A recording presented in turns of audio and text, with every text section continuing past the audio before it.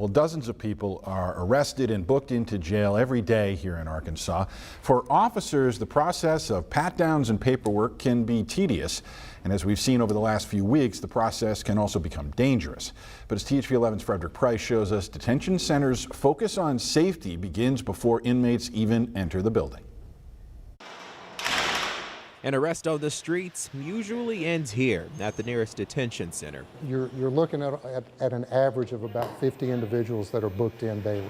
With that many coming in daily, Captain Alan Aldridge with the Pulaski County Sheriff says his staff must pay close attention when someone is getting booked. There have been a couple of times where things have gotten in. Guns, knives, drugs. Aldridge has seen it all somehow make its way inside this secure facility. Thankfully, nothing has happened with that. That's thanks to several protocols officers must do as a part of the intake process. Detainees are pat-searched head to toe.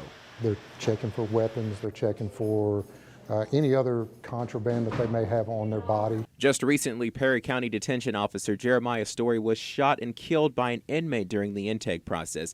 Authorities tell us the suspect had the gun when he entered the building. We're humans, and the possibility does exist that something could be overlooked. Gary McLean with the Jefferson County Sheriff's Office says an officer should do a pat-down search when someone is arrested.